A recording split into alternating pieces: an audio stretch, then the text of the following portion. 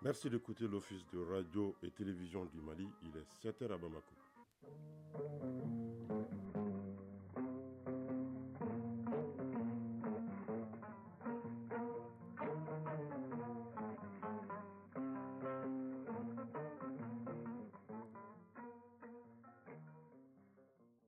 Le journal. Oumar Moussa Traoré. Mercredi 10 janvier 2024, bonjour et bienvenue. Ciel partiellement couvert sur Bamako, où le mercure ne devrait pas descendre sous la barre des 20 degrés affichés en ce moment, pour une maximale de 37 degrés au cours de la journée. À la une de l'actualité de ce matin, les membres du comité d'organisation des États généraux de l'éducation, après la phase régionale, sont venus faire un constat d'étape devant le chef du gouvernement hier. C'est un prélude à la phase nationale qui se tiendra le 16 janvier prochain. Les membres du comité ont profité de cette occasion pour recueillir les conseils et suggestions du gouvernement. Autre volet de l'actualité nationale, la présidente de la Chambre correctionnelle spécialisée dans la lutte contre la corruption et les infractions assimilées et le procureur de la République du pôle national économique et financier officiellement installé dans leurs fonctions. L'audience solennelle d'installation de ces hauts magistrats a eu lieu hier sous la présidence du garde des Sceaux. Et puis la chronique de l'environnement dans le rendez-vous du mercredi à Guibou Koulibaly et Wok aujourd'hui en rediffusion, le partage d'expérience de l'ONG Borda Mali en matière d'adaptation et de résilience des communautés face aux effets des changements climatiques. Enfin, sport football, CAN Côte d'Ivoire 2023, la sélection nationale peaufine les derniers réglages. Elle voyage demain en début de soirée pour la CAN, mais auparavant, elle recevra le drapeau national des mains du chef de l'État. Et puis, quelles sont les chances des aigles dans cette compétition? Nous aurons l'analyse du doyen Djibril Traoré. Voilà pour le sommaire. Je vous le disais en titre, le Premier ministre a accordé hier une audience aux membres du comité d'organisation des États généraux de l'éducation, dont la phase nationale se tiendra le 16 janvier prochain. Les membres du comité ont souhaité faire le compte-rendu du déroulement des assises régionales et recueillir en retour les conseils et suggestions du gouvernement, d'où la présence de 4 ministres concernés. Le compte-rendu de cette audience avec Alousseni Touré. Les États généraux de l'éducation figurent parmi les principales recommandations des Assises nationales de la refondation. Ils figurent par conséquent au nombre des priorités du gouvernement en matière de réforme. Tout a donc été mis en œuvre pour leur bon déroulement. La Commission nationale d'organisation de ces assises, présidée par le docteur Edmond Dambélé, est devant le Premier ministre et 4 autres membres du gouvernement pour rendre compte du déroulement des travaux et requérir les conseils de l'exécutif. Dr Edmond Dambélé, président de la Commission nationale d'organisation des États généraux de l'éducation. Le mandat qui nous était confié stipulait qu'il nous fallait élaborer une note conceptuelle, ensuite constituer des équipes thématiques, proposer un budget, tenir les ateliers sur toute l'étendue du Mali ainsi que dans les missions diplomatiques et conduire tout le processus, aboutir à des recommandations assorties d'un plan d'action à court, moyen et long terme. Le système, c'était comme une maison. Le toit est troué, les bâtiments sont troués, l'air rentre, la poussière rentre, la pluie rentre. Maintenant, il faut mettre cette bâtisse par terre et reconstruire. La refondation de l'éducation est une des pierres angulaires de la refondation de l'État, dira le Premier ministre qui a encouragé les membres de la Commission à aller vers tous les acteurs et personnes ressources susceptibles d'apporter une valeur ajoutée à leur œuvre. Le chef du gouvernement n'a pas manqué de rappeler la neutralité nécessaire de l'école par rapport à toutes les contingences politiques et autres. Dr Shogel Kokala Maïga, Premier ministre. Une éducation qui ne marche pas, c'est l'avenir hypothéqué du pays. Tous les États que vous voyez là, leur système éducatif, le pouvoir politique le garde comme la priorité. La défense, l'enseignement, tout pouvoir qui blague avec, il condamne l'avenir de la nation. Donc c'est une très grande responsabilité que vous avez et je suis très fier que l'État vous ait confié. On attend les résultats. Tout ce que nous consommons, c'est le résultat de la recherche d'autres pays. C'est l'enseignement qui donne ça. Il faut que les gens soient orientés dans les domaines où on crée des richesses. Les sciences sociales, c'est pour réglementer la société, pour de vivre ensemble des citoyens. Il faut rappeler que les présents états généraux de l'éducation ne sont pas le premier du genre. Plusieurs forums ont réfléchi sur le sujet et cela depuis l'indépendance de notre pays. Il s'agit pour ces assises de capitaliser les recommandations pertinentes des différentes assises sur l'éducation afin de sortir notre école de l'ornière. Autre titre de l'actualité ce matin, la présidente du tribunal de grande instance de la commune 3, non moins présidente de la chambre correctionnelle spécialisée dans la lutte contre la corruption et les infractions assimilées, et le procureur de la République du pôle national économique et financier sont officiellement installés dans leurs fonctions. L'audience solennelle d'installation a été présidée par le ministre de la Justice et des Droits de l'Homme, garde des Sceaux, Mamoudou Kassogé. C'était aussi au nouveau siège du pôle national économique et financier. Cette installation s'inscrit dans le cadre des activités de la deuxième édition de la Semaine nationale de la justice. Le compte-rendu, c'est avec Gary Boupelou. En application des dispositions de la loi portant organisation judiciaire, Malado Gouro Bokoum est installée présidente du tribunal de grande instance de la commune 3. Elle cumule la fonction de présidente de la chambre correctionnelle spécialisée en matière de lutte contre la corruption et des infractions assimilées de la même juridiction. Après des années de carrière remarquables dans les instances judiciaires, la présidente compte maintenir la dynamique. Le TGI de la commune 3 est hors norme. Par la taille et le volume des activités, ce sont environ 3000 requêtes qui arrivent chaque année dans notre courrier. Chaque jour, au palais de justice de la commune 3, ce sont près d'une cinquantaine de personnels. Et au PNF, une cinquantaine également de magistrats, agents de greffe, officiers et agents de police judiciaire, assistants et stagiaires qui sont mobilisés dans le traitement des dossiers. Et je salue leur engagement de tous les jours. Les maillets à portée de main, la présidente veut aller vite, très vite, quand bien même et à bien des regards, la lourdeur de l'appareil judiciaire. Une justice rendue trop tard est une justice qui n'est plus au service de ses usagers. Nous l'avons compris, Monsieur le Premier Président. Nous nous sommes donnés comme objectif, entre autres, la réduction à un délai moyen de temps de jugement de toutes nos affaires ordinaires et spéciales. C'est en consolidant nos acquis et en progressant encore que nous continuerons à mériter la confiance des acteurs publics et privés. Nous allons tout faire pour être à la hauteur de cette confiance. Henri Boulard, magistrat, disait il y a plus de 30 ans que rien n'est plus contraire à la justice que le labyrinthe judiciaire, dans le dédale duquel se perd la confiance du justiciable. À sa suite, Mohamedine Ag Oussa, il est le premier magistrat à occuper jusqu'ici cette fonction de procureur de la République du pôle national économique et financier. Il était juge d'instruction au pôle judiciaire spécialisé de lutte contre le terrorisme et la criminalité transnationale organisée au tribunal de grande instance de la commune 6 du district de Bamako. Le nouveau procureur fera usage de son gourdin pour lutter contre la corruption. Mohamedine Ag Oussa, procureur de la République du pôle national économique et financier. La corruption est un phénomène odieux, avec de nombreux défis néfastes sur toutes les sociétés. Elle sape l'état de droit, entraîne des violations graves de la personne, une détérioration de la qualité de vie et permet aux crimes organisés et au terrorisme en particulier de prospérer, menaçant ainsi notre sécurité collective.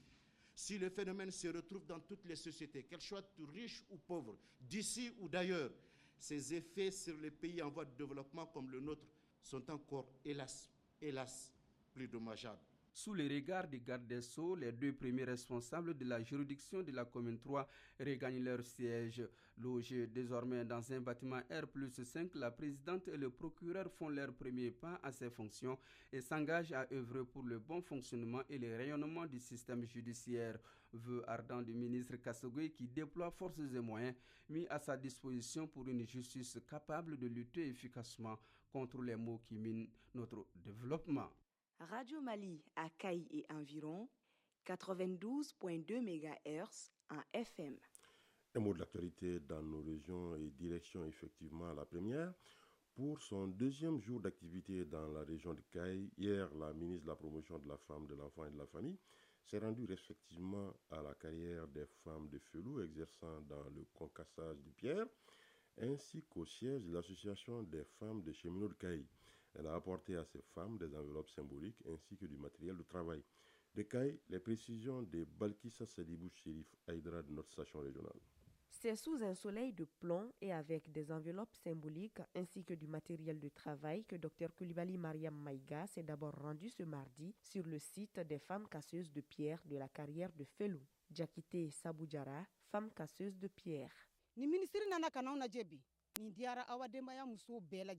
Nous sommes très heureuses de cette visite de Madame la ministre. Notre travail nous expose beaucoup. Qu'elle vienne le constater d'elle-même nous réconforte. Nous nous réjouissons surtout des équipements qui nous ont été offerts.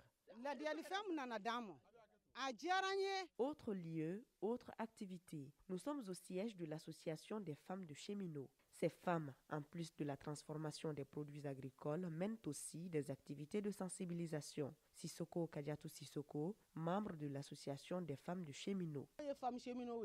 Nous, les femmes de cheminots, en plus de la transformation des produits agricoles, faisons aussi de la sensibilisation dans les localités voisines de Caille sur les violences basées sur le genre. Que la ministre vienne nous rendre visite nous encourage beaucoup dans ce que nous faisons.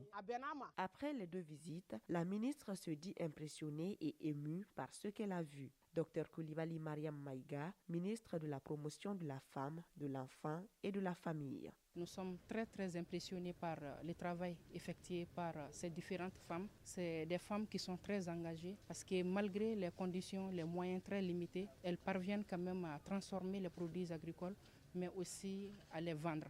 Pour ce qui concerne les femmes casseuses de pierre qui sont dans la carrière des Félou, nous avons été certes impressionnés, mais il faut dire que nous étions très émus aussi. Parce que ces femmes travaillent dans des conditions très difficiles, travaillent avec des outils primitifs dans des conditions très rudimentaires pour gagner leur pain quotidien. Nous quittons Caille avec un sentiment de satisfaction déjà, mais avec le sentiment que nous devons davantage mobiliser nos services et mobiliser nos partenaires afin que toutes les femmes qui sont engagées dans ces activités génératrices de revenus puissent vraiment davantage gagner dans ce qu'elles sont en train de faire. Signalons que lors de leur visite au village d'enfants SOS de Kouloum, les ministres Maïga et Diko ont parrainé chacune une famille et appelé les personnes de bonne volonté à leur emboîter le pas pour une meilleure prise en charge des enfants de ce centre d'accueil. Kai, Balkissa Sadibou Chérif Haïdara, Sidi Haïdara pour l'ORTM.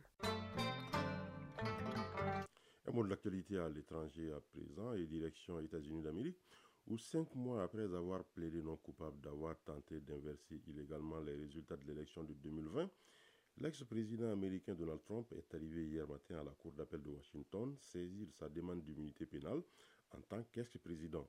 Le grand favori des primaires républicaines pour l'élection présidentielle de novembre cherche notamment avec cette audience à reporter ses divers procès au pénal le plus tard possible et en tout cas après le scrutin. Cette audience devant la justice intervient alors que la campagne électorale est pleinement lancée à moins d'une semaine du début des primaires républicaines lundi dans l'Iowa. Au Japon, le séisme du Nouvel An a fait plus de 200 morts et 102 disparus selon un nouveau bilan revu à la baisse. Près de 600 000 foyers sont toujours privés d'un accès à l'eau courante et plus de 15 000 restés hier sans électricité, alors qu'un nouveau séisme sous-marin a touché la même zone.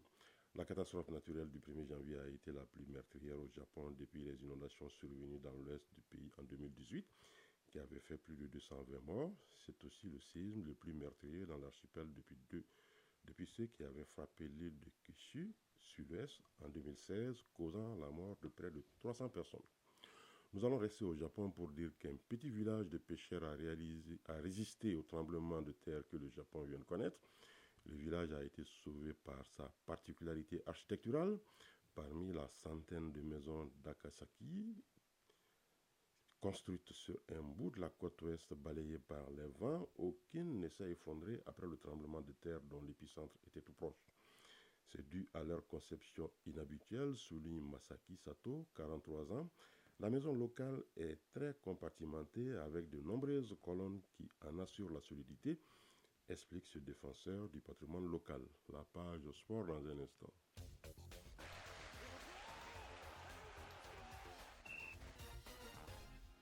Vous le savez, la phase finale de la 34e Coupe d'Afrique des Nations prévue en Côte d'Ivoire débute ce samedi 13 janvier.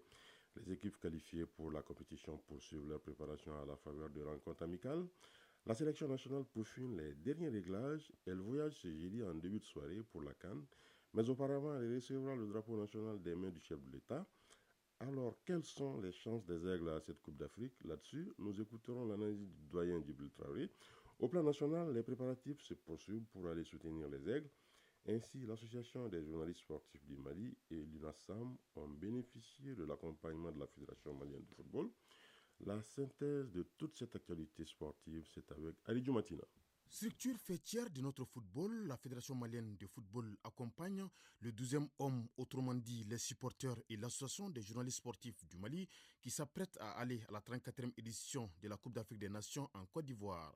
À cet effet, la FEMAFOOT offre à la GSM un chèque de 10 millions de francs CFA et 5 millions pour l'UNASAM. Moussa Sylvain Diakité, premier vice-président de la Fédération malienne de football. Ce n'est pas le montant qui est important, c'est le geste et c'est pour accompagner les journalistes par rapport à leur participation à la CAN. Beaucoup de personnes oublient en général les supporters, or ils sont toujours debout partout où nos équipes vont. Les supporters et la presse sont également deux pans importants dans le sport et ce geste de la Fédération malienne de football va aider la GSM et l'UNASAM qui comptent envoyer le maximum de personnes en Côte d'Ivoire. Restons avec la grande messe du football continental qui s'ouvre samedi 13 janvier. Basée à Korogo, notre équipe nationale a comme adversaire du groupe l'Afrique du Sud, la Namibie et la Tunisie. Quelles sont les chances des Aigles à cette CAN? Écoutons l'analyse du doyen Djibril Traoré, journaliste émérite. Il ne faut pas se leurrer. On va essayer de jouer crânement cette chance-là qu'on a, mais dire qu'on va aller dans du beurre, ce n'est pas vrai. J'ai beaucoup peur de l'Afrique du Sud, surtout le premier match, parce que j'ai vu cette formation évoluer contre la Côte d'Ivoire. Elle a un bloc, elle a une équipe. Ce n'est pas des joueurs extraordinaires, mais c'est des joueurs qui se connaissent. Ils jouent pratiquement en Afrique du Sud. Il va falloir l'étudier. Il faut faire énormément attention. Alors, si on arrive à faire un résultat positif contre l'Afrique du Sud, je pense qu'on va sortir la tête haute du premier tour. Il faut vraiment qu'on joue grandement notre chance. Les équipes maliennes, généralement, avec notre petite expérience, on a remarqué qu'on rentre bien dans les compétitions, mais on finit toujours mal. Alors ça dépend de quoi? De la récupération, du discours, de l'encadrement, du mental des joueurs. Pour une des rares fois, le gratin du football continental se retrouvera à la phase finale d'une CAN, ce qui veut dire que le plateau de la 34e Coupe d'Afrique des Nations est très relevé. Et notre interlocuteur spécialiste en la matière nous parle des favoris. C'est la première fois, depuis 1957, date de la création de la Coupe d'Afrique des Nations, que tous les grands se rencontrent, se retrouvent dans une phase finale. Il n'y a pas un seul grand absent. Parce qu'il y a 24 équipes. Ceci a favorisé cela. Ceux qui sont en train de dire qu'on a les meilleurs joueurs du monde, on a le meilleur milieu du monde, on va aller remporter la CAN. Non, allons-y match par match, allons-y étape par étape.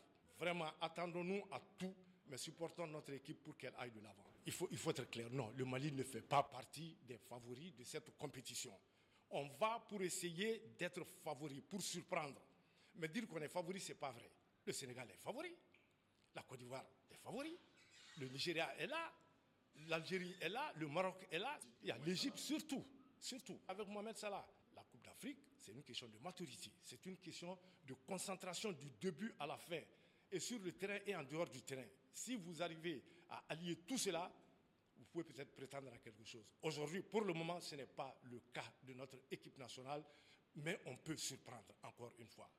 À quelques jours du démarrage de la compétition, les matchs amicaux de préparation se poursuivent. Hier, l'Algérie a battu le Burundi 4-0. Le Zalang national de la Guinée équatoriale a fait match nul 1 but partout contre Djibouti. Même score d'1 but partout entre les Chipolopolo de la Zambie et les Lions indomptables du Cameroun. La chronique de l'environnement dans un instant. Chronique de l'environnement. L'Association brémoise de recherche et de développement d'outre-mer Borda est une ONG allemande internationale fondée en 1977 par des planificateurs urbains, des ingénieurs, des entrepreneurs et scientifiques sociaux réunis dans une organisation de la société civile. C'est une ONG qui intervient dans l'assainissement et le changement climatique. La chronique de l'environnement en rediffusion abordera le partage d'expériences de Borda Mali en matière d'adaptation et de résilience des communautés face aux effets du changement climatique et la sécurité alimentaire. C'est une réalisation de Agibou Koulibaly. La situation de la sécurité alimentaire et nutritionnelle au nord du Mali est préoccupante. Par conséquent, la mise en place des projets d'adaptation aux effets des changements climatiques et de préservation des ressources naturelles est une nécessité au Mali et particulièrement dans les régions affectées par les conflits. C'est dans ce contexte que Borda et ses partenaires accompagnent les communautés vulnérables des régions de Tombouctou et Badjangara. Bintou Traoré, coordinatrice des projets de sécurité alimentaire, pays Borda. Si nous prenons par exemple Badjangara, l'agriculture est très difficile sur le plateau d'Ogon. Donc, il y avait beaucoup de terres non cultivables et la sécurité alimentaire était vraiment dégradée. Mais dans nos villages, nous avons des témoignages des bénéficiaires qui nous montrent que tel espace, il y a 10 ans, on ne pensait pas que nous, on pouvait cultiver ce champ. Mais aujourd'hui, non seulement le champ est cultivé, la technologie utilisée permet d'avoir une grande production, sauf en cas de mauvaise pluviométrie. Ça, c'est quelque chose qui est indépendant de notre volonté. Et à Tombouctou, avec la production de riz, avec la production de bourgou et le maraîchage, nous arrivons quand même vraiment à améliorer le cadre de vie alimentaire, soit par l'autoconsommation, l'autoproduction ou avec l'accès aux revenus leur permettant d'acheter les produits qui sont disponibles sur les marchés locaux. Borda accompagne l'application des stratégies d'adaptation aux effets des changements climatiques pour une agriculture durable. Ces actions contribuent à réduire les effets des intempéries sur les terres et promouvoir une agriculture résiliente en s'appuyant sur les techniques de restauration des terres dégradées. Bintou Traoré, coordinatrice des projets de sécurité alimentaire, pays Borda. Nous faisons la régénération des bourgous sur des espaces, les terres nues, des terres où il n'y a pas de couvert végétal. Nous développons la culture du bourgou qui est un fourrage sur ces terres-là. Ça permet de renforcer le couvert végétal. Ça permet à la population d'augmenter leurs revenus et ça fait de l'aliment bétail pour les animaux. Donc, dans le cadre du changement climatique, nous menons beaucoup d'activités. Nous avons aussi les renforcements des capacités. Nous apportons une technique d'adaptation de culture agricole, les semences améliorées, l'agroécologie qui consiste vraiment à utiliser moins d'intrants, moins de produits chimiques. Donc nous formons les hommes et les femmes paysans à maîtriser ces différentes techniques-là afin d'aller vers une agriculture durable. En collaboration avec les communautés et les ONG nationales partenaires, Borda développe des approches participatives adaptées aux réalités environnementales et socio-culturelle pour une agriculture durable. Korka Lougué, directeur exécutif de l'ONG HDS, Harmonie du développement au Sahel, partenaire de Borda basé à Badjangara. Nous équipons les paysans dans la lutte anti-érosive, ce que nous appelons les diguettes, les cordons pierreux au niveau du plateau d'Ogon. Nous avons environ 29 organisations communautaires de base que nous avons équipées en matériel de LAE, composé des marteaux, des pics, des pelles, des brouettes, ainsi de suite. Ensuite, nous les formons sur les techniques de construction des cordons pierreux. Ensuite, nous faisons le suivi. Chaque année, ils mènent des activités de restauration, c'est-à-dire la construction des diguettes au niveau des champs, les champs de culture. Ensuite, il y a d'autres activités que nous menons avec nos communautés. Il s'agit plus particulièrement des micro-barrages, c'est-à-dire les petits barrages pour la production de l'échalote. L'accès à une nourriture suffisante, saine et nutritive reste un défi majeur auquel les communautés vulnérables restent confrontées. Voilà, à cette heure passée de 23 minutes, à Kidal se referme cette édition. La coordination éditoriale a été assurée par Bourama Traoré. À la mise en onde, il y avait Alou Koulibaly. Merci d'avoir été de notre prochain rendez-vous des infos 13h. Vous retrouverez Ténéma Monikata. Mais d'ici là, je vous propose de suivre tout à l'heure la page météo avec Mahamadou Keïta, les habits et communiquer avec Doudou Tembili. Retrouvez cette édition sur www.ortm.ml et sur l'ensemble de nos plateformes digitales. La mise en ligne de la présente a été assurée par Cheikh Omar Traoré. Excellente suite de programme sur l'OATM.